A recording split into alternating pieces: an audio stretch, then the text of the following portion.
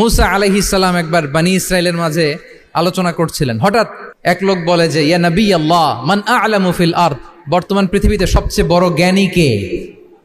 তো মুসা আলাইহিস সালাম খুব বেশি ভাবনা চিন্তা না করে বলে ফেললেন, আনা, আমি সবচেয়ে বড় জ্ঞানী। এটা ভুল বলেন নাই, কারণ যাকে আল্লাহ তাআলা ওহির জ্ঞানে ধন্য করেন তিনিই তো সবচেয়ে বড় জ্ঞানী। আনা, আমি সবচেয়ে বড় জ্ঞানী। তো আল্লাহ তাআলা এই রেসপন্সটা, এই আনসারটা পছন্দ করেন না। আল্লাহ তাআলা চাচ্ছিলেন মুসা আলাইহিস সালাম যদি বলতো যে আল্লাহই ভালো জানে, বা আল্লাহু আ'লাম, আল্লাহই সবচেয়ে জ্ঞানী, এটা আল্লাহ পছন্দ করতেন। তো উনি যখন বলে ফেলছেন আমি, আল্লাহ বলে, না মুসা, তুমি যে বলে ফেললে আমি সবচেয়ে বড় জ্ঞানী, তুমি তো সবচেয়ে বড় জ্ঞানী নও, তোমার চেয়েও বড় জ্ঞানী আছে। শুনে তো মুসা আলাইহিস সালাম অবাক, কি আমার চেয়েও বড় জ্ঞানী কোথায়?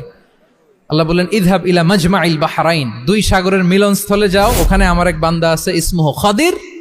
ওই খাদির, যারে আমরা বাংলায় খিজির বলি আর কি, এই খিজির তোমার চেয়েও জ্ঞানী। আল্লাহু আকবার।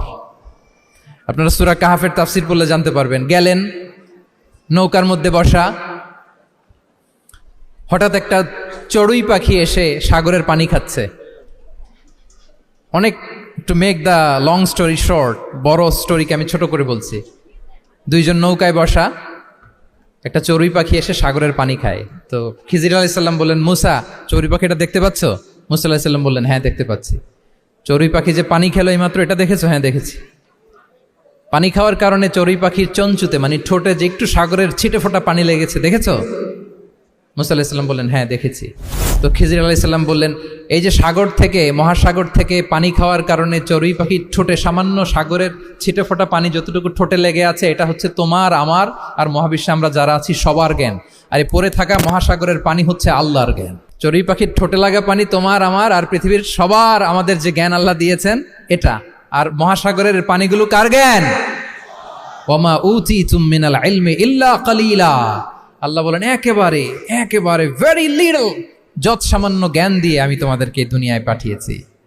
এজন্য আমি সব জানি, এটা আজকে থেকে আমরা আর বলবো? আমার শিক্ষার্থী বন্ধুরা নয়েজ করো, বলো আমরা বলবো আল্লাহু আ'লাম, আল্লাহ ভালো জানেন। সাহাবাদের এই বৈশিষ্ট্য ছিল, ওনারাও বলতেন আল্লাহু ওয়া রাসূলুহু আ'লাম, আল্লাহ এবং আল্লাহ রাসূল ভালো